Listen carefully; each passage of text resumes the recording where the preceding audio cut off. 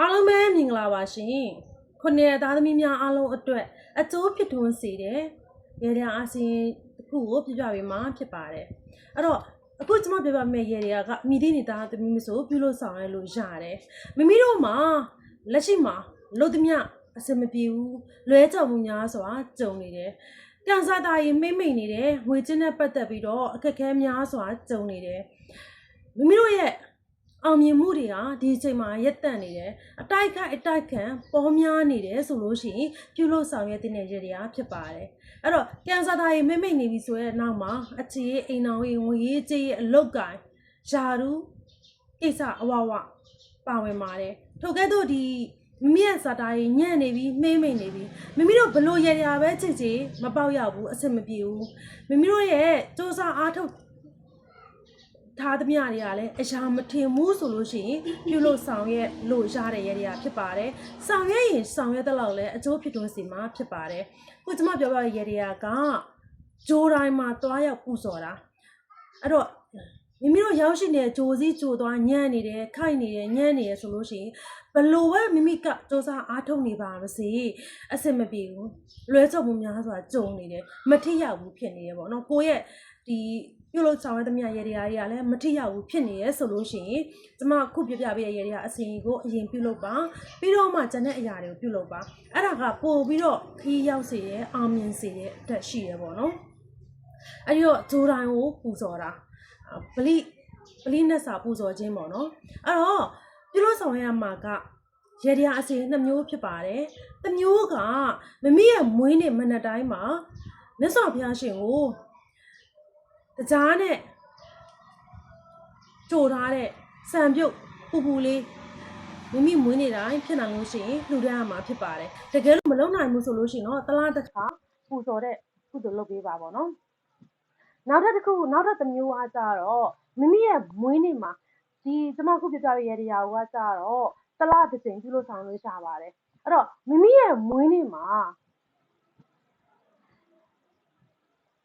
ညနေပိုင်း3 နာရီကနေ3 နာရီခွဲအချိန်တော်တင်မှာပြုလုပ်ဆောင်ရပါဈေးစုကိုသွားပါဈေးစုကမုတ်လေးပေါက်ပါတဲ့ဈေးဒီမျိုးဆိုလို့ရှိရင်ပို့ပြီးအဆင်ပြေတယ်ပေါ့နော်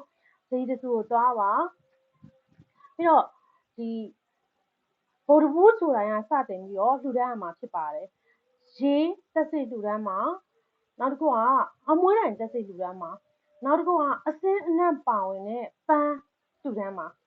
ပန်းထဲမှာတခုရှိတာတောက်သမီးဆိုလို့ရှိရင်ကြာပွင့်လူရတဲ့ကုသိုလ်ပြုလို့မရပါဘူးကျန်တဲ့နေ့သားသမီးတွေကမြည်သည့်ပန်းမဆိုရတယ်တောက်ချသားသမီးတွေကလည်းဒီမဲ့ပန်းနေဆိုရတယ်ဒီကြာငုံဘူးတစ်မျိုးပဲကြာပွင့်တစ်မျိုးပဲ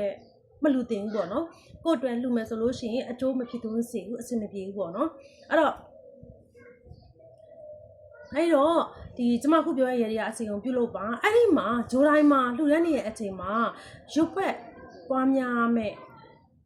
ဂါရာကသူ့နဲ့ခတ်တန်သူ့မြင်ကလန်ဂါရာကိုရုပ်ဖက်ပွားများမှာဖြစ်ပါတယ်အဓိကကတော့လက်ရှိဂျိုမှာစောင့်ရှောက်နေတဲ့တမာဒေဝနှကောင်းနှမျက်တွေဒီဂျိုမှာလာရောက်ပူဇော်တဲ့ပုဂ္ဂိုလ်အပေါင်းဒီဂျိုစောင့်ရှောက်တဲ့ပုဂ္ဂိုလ်အပေါင်းတွေကိုကောင်းကြီးပေးတဲ့ဂါရာဖြစ်တယ်ပေါ့နော်အဲ့လိုကောင်းကြီးပေးတဲ့ဂါရာ36ခေါက်တိရုပ်ပတ်တဲ့ဆယ်ပါပြီးလို့ရှိရင်ဒီဂျိုမှာရှိတဲ့တမာဒေဝနှကောင်းနှမျက်တွေအဆောင်ရှောက်ပုဂ္ဂိုလ်တွေကို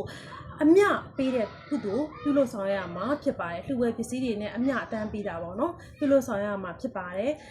ဂျို8 ခွင်လုံးကိုပြုလို့ဆောင်ရမယ်ဆိုလို့ရှိရင်ဂျို8 ခွင်လုံးကိုဒီရုပ်ပတ်ပွားများပြီးတော့ဒီဂါရာကိုလိုက်ပြီးရုပ်ပတ်မယ်ပြီးတော့ထိုဂျိုခိုင်းမှာပဲမေတ္တာပို့အမျှဝေရပြုလုပ်မယ်ဆိုလို့ရှိရင်မိမိရဲ့လက်ရှိမှာကြုံတွေ့နေရတဲ့ဂျိုစ